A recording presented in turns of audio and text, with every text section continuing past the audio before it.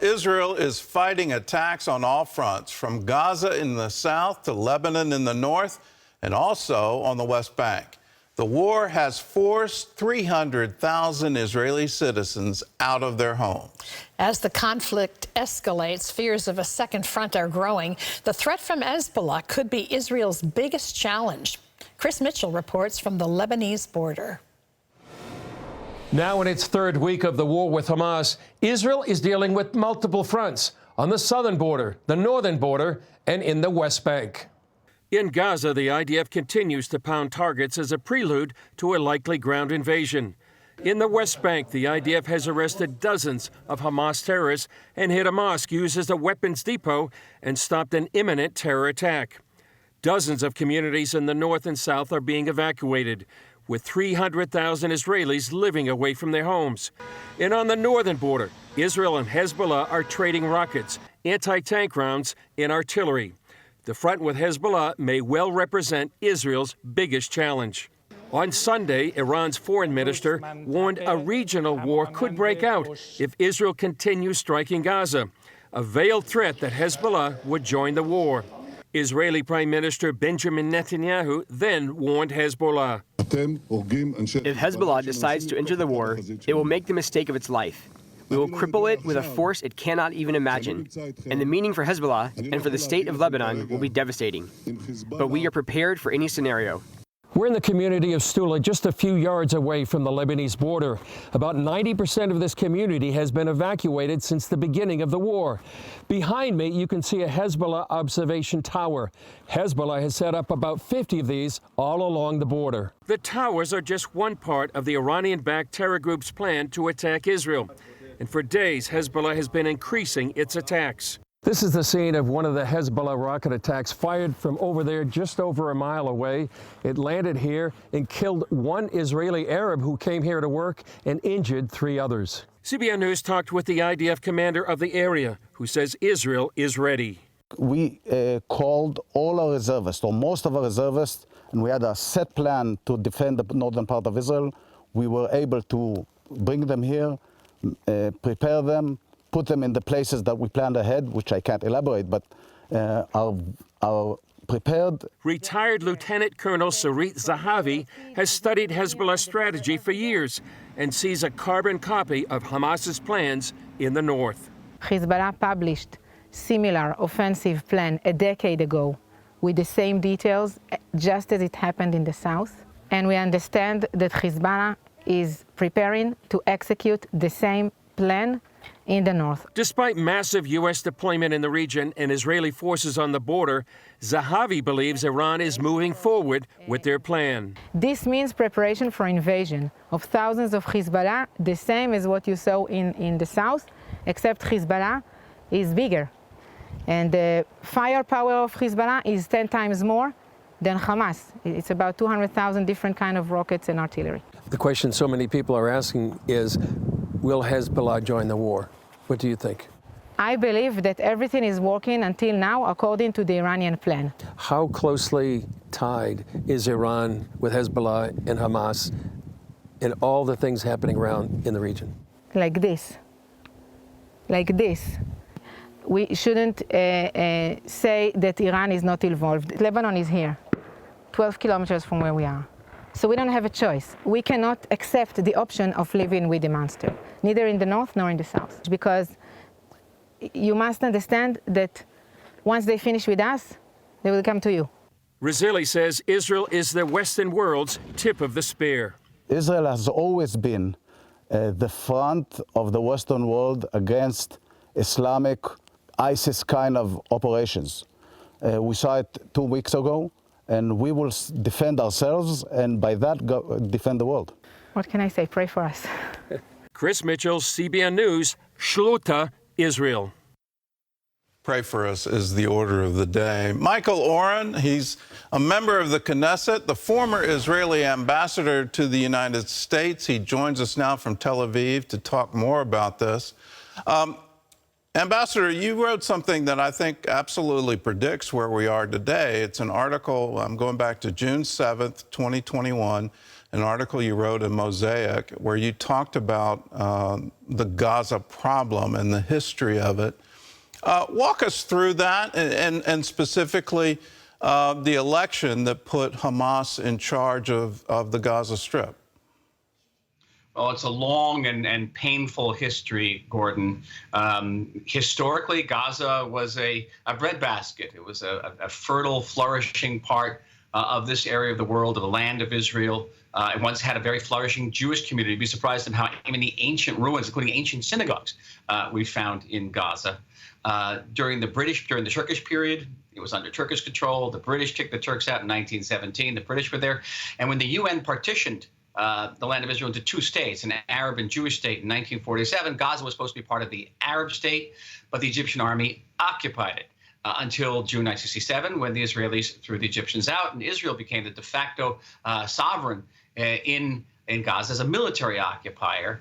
And it was during that period when Israel established settlements there. 21 settlements with 8,000 Israeli Jews lived there, but resistance from Hamas, which was founded about 20 years ago, and increasingly led to many, many deaths of Israeli civilians and soldiers alike, so that in 2005, Israel decided to withdraw from the Gaza Strip. And I was there. It was very, very traumatic. We ripped up those 21 settlements. We destroyed them. We moved those 8,000 Jews out, and we gave the Palestinians a chance to have an independent state and live peacefully with us. And what the Palestinians did was turn it into a terrorist state under Hamas. Hamas threw out those Palestinians who were in favor of peace with us. They actually killed them. They threw them off the top of roofs.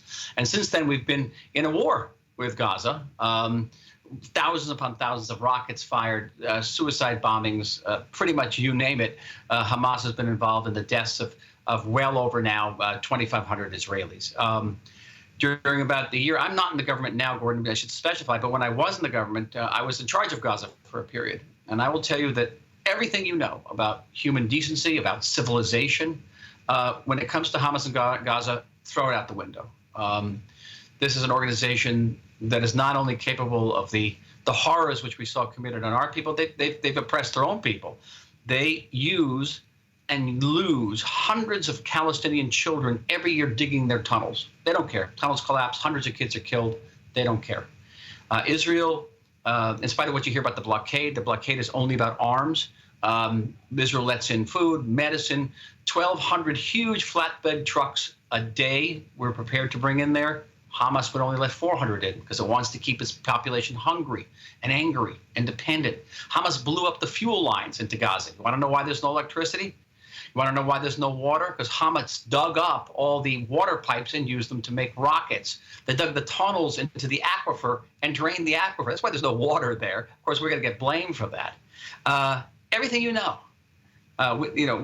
Some Israeli officials have been condemned in the West for comparing Hamas terrorists to animals. I take great exception to that. I think it's insulting to the animals. Animals would never act in that way. How did they win the election, going back to 2006? In your article, you talk about a politician who was running, and she said, when my sons killed themselves in attacking Israelis, it was the happiest day of my life. Does this ideology just overwhelm everything, that you're willing to sacrifice even your children? Well, you got to keep in mind, the people of Gaza voted Hamas in. They are enthusiastic supporters of Hamas, as are the Palestinians in Judea and Samaria, the West Bank. You know, the president of the Palestinian Authority, Mahmoud Abbas, is in the 18th year of his 4-year term because he won't stand for re-election because he knows Hamas would win. So Hamas and everything Hamas does are overwhelmingly supported by the Palestinians, not by everybody, but by a solid majority, and celebrated. They celebrate when they kill our civilians. They're, candy's given out in the street of Gaza, and fireworks go off. So this is a very, as I said earlier, throw out everything you know about human decency and civilization. And yes, we've had cases. We open our hospitals to the sick of Gaza. Believe it or not, we've actually cared for the children of some of the leaders of Hamas. And we had a case several years ago where a young Palestinian boy needed severe, significant heart surgery. The surgeons in Israel saved his life. And when they asked the mother, how could she say thank you? What future did she want for her son? She says, I only hope that someday he grows out to be a martyr, i.e. that he blows himself up killing Jews. This is a radically different universe. It's very difficult for us who are part of a different civilization to understand this universe. But I know, speaking to the 700 clubs, when I say that there's evil in the world, you know what I mean. This is evil, pure and black evil. And we absolutely saw the face of evil in that horrible attack. I mean, it just is, you can't comprehend a human being would chop a baby's head off, but that's what happened. How can we... Least of it, I went to a funeral yesterday for an 18-year-old girl who was shot in front of her parents. Father was kidnapped. The terrorists filmed it in detail and then put that film up on the victim's family's Facebook, so the whole family could see it. Well, how do we control the narrative? We had a reporter go through the old city talking to Arabs there, and so you're in Israel. These are Israeli citizens, and they absolutely did not believe that the atrocities happened. How can we possibly control the truth and say, let's get the truth out and get it to the very people that really need to hear it and really need to see what Hamas did? We just have to keep repeating it. It has to be a world that's willing to listen, because some of these horrors are beyond human imagination. And it's maybe easier to see a soldier firing a gun or a plane dropping a bomb, but to see these animals, I don't want to insult the animals, these beasts, these monsters, chopping up bodies. I spoke to an aid worker who was one of the first to go into those farms along the border, the kibbutzim, and he had said he had been an aid worker, first aid worker in through all the terrorist attacks in Jerusalem, the bus bombings, the suicide bombings. He said he had never seen anything like this, that anything that could be done to a human body short of cannibalism was done by these monsters. And that is difficult for us as human beings who maybe believe in a basic good human goodness to believe. It's very difficult. It challenges us. It does. Well, the ideas occurred to me just as the U.S. troops in Germany forced the villagers to come to the concentration camp and walk them through the horror of it. Shouldn't that be what we do today? Force people to confront it and say, are you really supporting this? Is this really what you believe? Is this really what you want to do? Well, I'd like to believe that the people of Gaza would be horrified by that. I'm not convinced. Okay. Well, let's talk about politics now. I think Hamas was trying to derail the Abraham Accords. Is that now completely off the table? Is there any hope for for peace at this point in time? Well, the Abraham Accords is a treaty between Israel and 4 Arab countries: the United Arab Emirates, Bahrain, Sudan, and Morocco. And those accords are holding, they're strained. I think what Iran was about, Iran being the principal funder and trainer of Hamas and the owner of Palestine Islamic Jihad, they wanted to block the pending treaty between Israel and Saudi Arabia. The Iranians were very much afraid of a joint Saudi-Israeli front. They were afraid of Saudi Arabia getting nuclear power, and they were willing to do everything possible to block it, and I think they have for the time being. A lot will depend on whether Israel can restore its deterrence power, whether Israel can restore its prestige in the Middle East. Many of these countries signed these accords because we were perceived as the one country in the Middle East that was standing up both to Sunni extremism in the form of the Muslim Brotherhood, Hamas, and Shiite extremism in the form of Iran and Hezbollah. And right now we have to prove that again, so that these countries will see that even though their populations may be very critical of Israel, it's in their strategic economic interest to have peace with us. So we're going to have to prove that. Well, you just wrote an article arguing Israel should turn from attacking Hamas and launch a preemptive strike against Hezbollah. In the history of warfare, getting into 2 fronts, particularly a front that could include urban warfare, is not particularly a good idea. Why are you recommending that course of action? Because Hamas is trapped. Hamas can't go anywhere. And we can continue to hit Hamas from the air, sea, ground for as long as we want. It will. Hezbollah represents a threat that's about 15 times that of Hamas. Hamas maybe has 10,000 rockets, maybe 15. Hezbollah has 150,000 rockets. They are longer range, they are bigger payloads, and many of them are very accurate. They can hit our strategic sites. Hezbollah has a terrorist force which has been massacring hundreds of thousands of Syrians for the last 10 years. They're well trained, and they are possibly, to conceive, even more vicious than Hamas. And Hezbollah has infinite supply lines. It has no problem with space. It's not Hamas. So that threat is always going to be with us. That's the sword of Damocles over our heads, which no state, including the United States, would ever put up with. You remember, maybe older, I can't see you, but I remember the Cuban Missile Crisis. And President Kennedy was willing to go to global nuclear war to get Russian missiles out of Cuba. You think maybe Israel should do something to get up 150,000 lethal rockets out of the hands of Hezbollah, which is right across our border? No, we're going to have to deal with it eventually. And by the way, there's a very good chance that once Israel invades Gaza, puts its ground forces in Gaza, a week into the war, when our forces are tired and low on ammo, that's when Hezbollah is going to strike. So the question is, who strikes the first blow? Should we strike preemptively and gain the advantage, or should we accept that first blow from Hezbollah, which could be very, very devastating?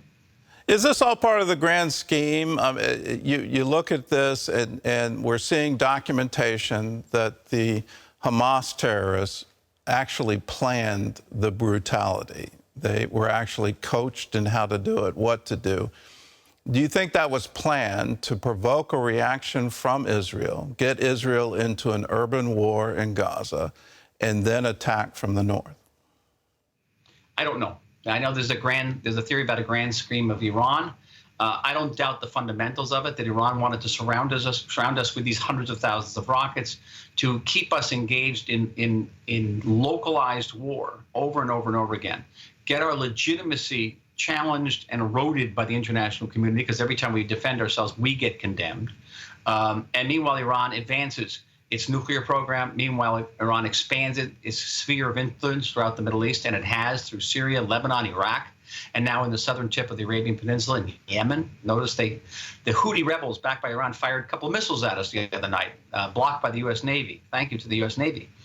And yeah, that's the plot. I don't know if Hamas expected its attack to succeed as much as it had, but I don't think in massacring, mutilating, raping, burning, beheading, dismembering Jews, Hamas needed a lot of instructions. I really don't. That is the way they raise their children from the earliest age. They have summer camps that teach their kids this stuff. It's no surprise at all. Well, we stand with you, and we pray that you stand strong. This is a time for all of us to be strong and courageous. The same instructions to Joshua. Let us be strong and courageous. Let's not be afraid, and certainly let's not be dismayed. It's time for people of good faith to stand together, and we stand with you. Thank you very much. Thank you very much to all of you. All right. Be well. Ambassador Oren, thanks for